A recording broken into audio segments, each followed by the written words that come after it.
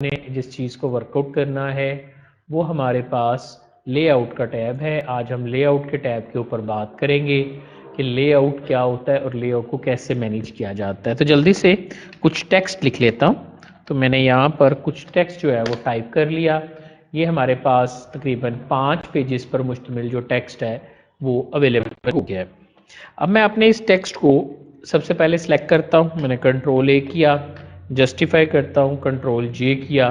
तो मेरे पास अगर मैं इस टेक्स्ट को छोटा करके देखूँ पेज पर, तो मेरे पास इन पेजेस के ऊपर, नीचे, लेफ्ट पर और राइट पर कुछ स्पेस आ रही है।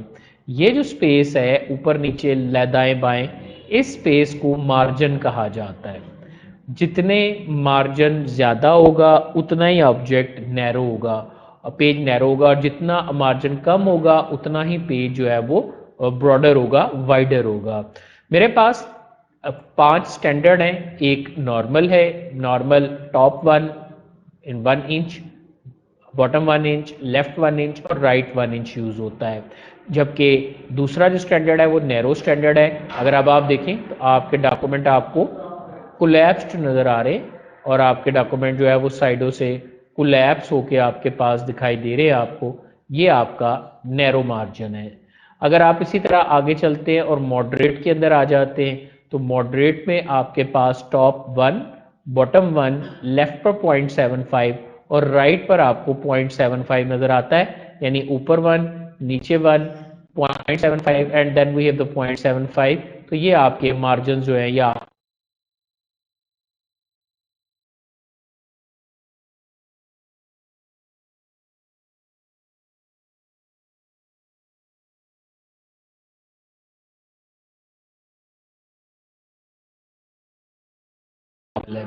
सो अगर आप इन्हें मिरर करना चाह रहे हैं, मिरर से मुराद ये होता है कि अगर एक तरफ मार्जिन जो है वो ज़्यादा है तो दूसरे पेज के ऊपर वो मार्जिन उसके रिवर्स होगा, जिस तरह कॉपी में पेजेस आगे पीछे होते हैं। अभी थोड़ी देर में बात करते हैं, बट फिलहाल हम क्लिक करते हैं मार्जिन पे, और मैं चाहता हूं कि अपनी मर्जी से मैं मार्जिन जनरेट करूं। तो I just go and click on custom margin. हमने कस्टम मार्जिन पे क्लिक कर दिया।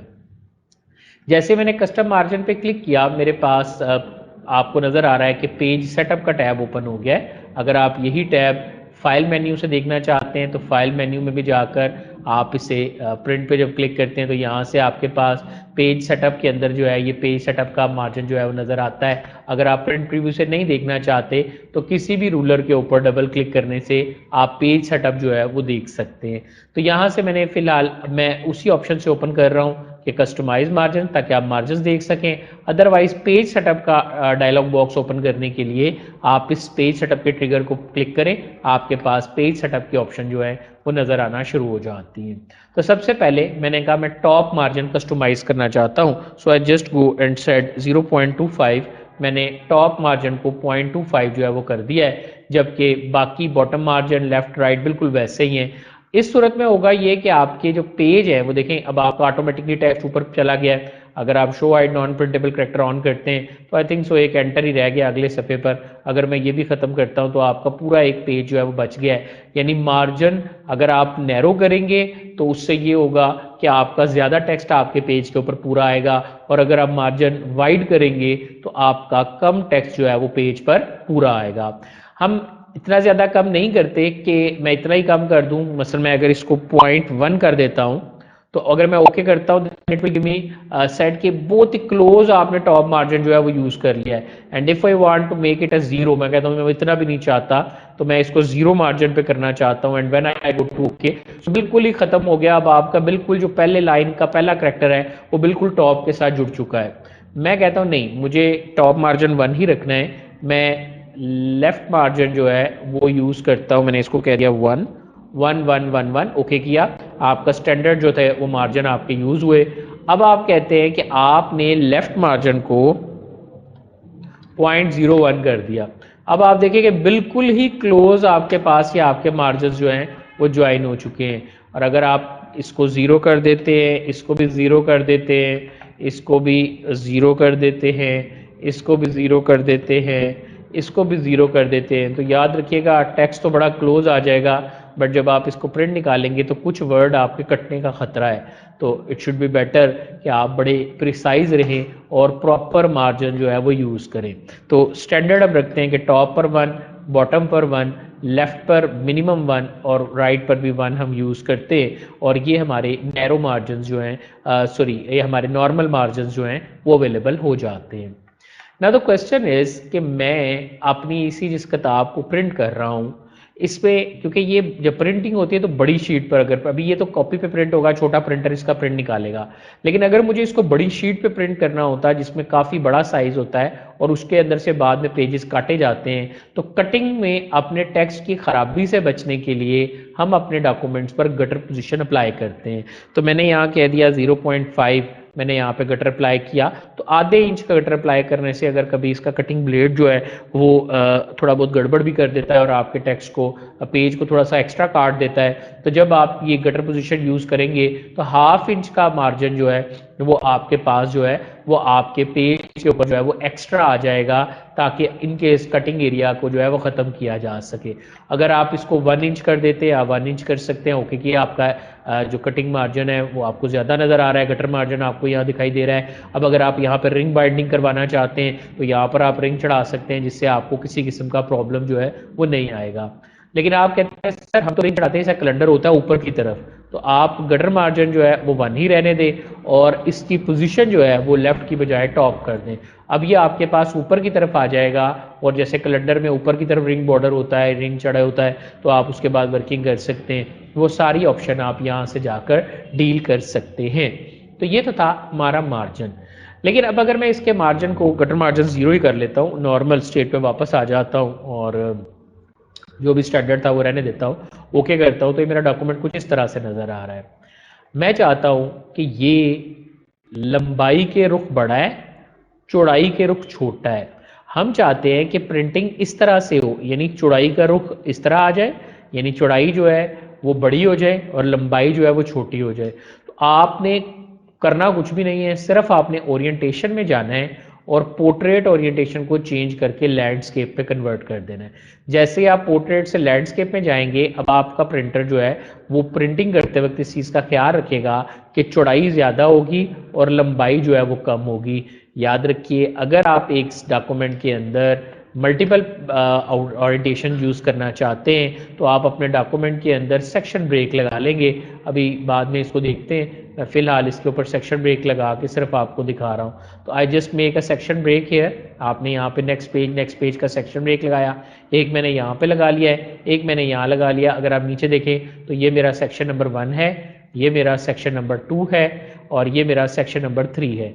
मैं सेक्शन नंबर 2 पर क्लिक करते हुए उसकी ओरिएंटेशन चेंज कर देता हूँ, तो आप देख सकते हैं कि ये पोर्ट्रेट है।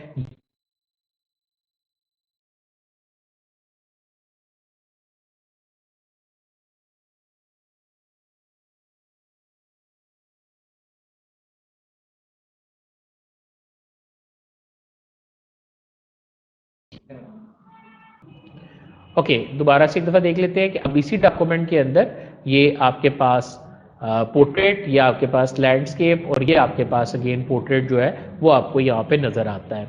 नेक्स्ट वन हमने कहा कि हमारे पास जो वर्किंग थी या जो इम्प्लीमेंट था, मैंने अपने पास इस पोर्शन के अंदर सेकंड वाले में कर्सर रखा। कर्सर रखने के बाद मैंने यहाँ पर क्लिक किया ओरिएंटेशन के अंदर, तो मुझे यहाँ से मिला। अब यही काम मैं पेज सेटअप से अगर जाके करना चाहूँ तो यहाँ से आप इसे पोर्ट्रेट करके या लैंडस्केप करके जो है वो चेंज कर सकते हैं। ये दोनों ऑप्शन आपके पास यहाँ मौजूद हैं। मैंने कहा फिलहाल ये जो मेरा डॉक्यूमेंट है जो मैं इस वक्त यहाँ पे यूज़ कर रहा हूँ, अगर मैं इसके ऊपर वर्कआउट देखता हूँ, इसका साइज़ देखता हूँ या इसकी ऑप्शंस देखता हूँ, तो मुझे ये नज़र आया था कि मेरा जो डॉक्यूमेंट है उसका पेपर A4 साइज़ का यूज़ हो रहा है। मेरे पास 3 स्टैंडर्ड है जो ऑफिस में यूज़ होते हैं। एक लीगल है, लीगल के साइज़ होता है, अगर मैं इसे पोर्ट्रेट पे आपको दिखाऊं तो ये 8.5 चौड़ा होता है, 8.5 इंच चौड़ा होगा और लंबाई में 14 इंच लंबा होगा। अगर आप ओके करेंगे तो देखिए, आप देख सकते हैं कि आपका ये डॉक्यूमेंट जो है ये चौड़ा तकरीबन उतना ही है जितना पहले था, लेकिन लंबाई में इसकी लेंथ जो है थोड़ी सी ज़्यादा है, तो इसका मतलब है कि ये आपका लीगल डॉक्यूमेंट जो है वो आपके पास है। लीगल डॉक्यूमेंट में चौड़ाई जो है पेज की वो 8.5 इंच होती है, जबकि लंबाई जो है वो 14 इंच होती है। मैं इसको दूसरे स्टैंडर्ड पे ले जाता हूँ जो कि है लेटर हेड का स्टैंडर्ड। लेटर हेड के स्टैंडर्ड में ये 8.5 बाय 11 इंच होता है। ओके करने पर आप देख सकते हैं कि ये 8.5 बाय 11 इंच है, जो दूसरे डॉक्यूमेंट की निस्बत थोड़ा सा छोटा है। एक अगर आप लंबाई में देखें तो मैं यहाँ पर आपको कोशिश करता हूँ कि मैं आपको लंबाई में दिखाऊं कि चौड़ाई में क्या फ़र्क है।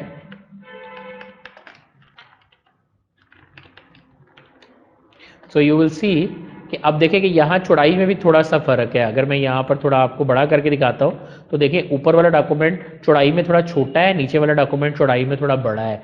तो याद रहे कि जो नीचे वाला डॉक्यूमेंट है जो चौड़ाई में आपको थोड़ा सा बड़ा नज़र आ रहा है और लंबाई में भी मेरे डॉक्यूमेंट से बड़ा नज़र आ रहा है, ये साइज़ आपका A4 साइज़ है। अगर आप बाज़ार से कोई लेके आते हैं रिम लेके आते हैं तो उसके अंदर जो डॉक्यूमेंट की विड्थ होती है वो 8.27 होती है और जो उसकी हाइट है वो 11.69 होती है।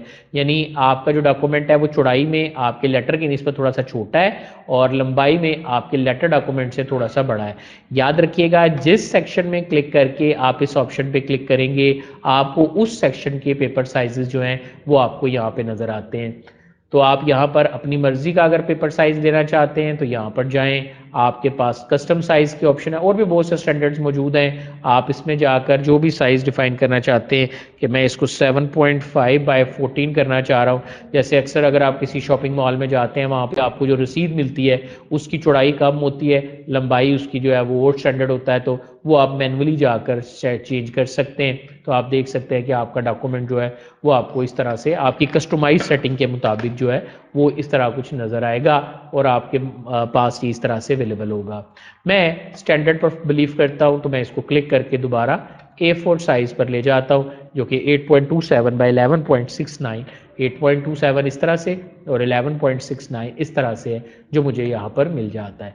Then I click on page setup. मैंने पेज सेटअप पे क्लिक किया, पेपर के अंदर A4 साइजेस मेरे पास अवेलेबल हैं। देन मैं नीचे देखता हूँ तो वो आता है पेपर सोर्स। पेपर सोर्स से मुराद ये है कि प्रिंट जब निकाला जाएगा तो कैसे निकाला जाएगा।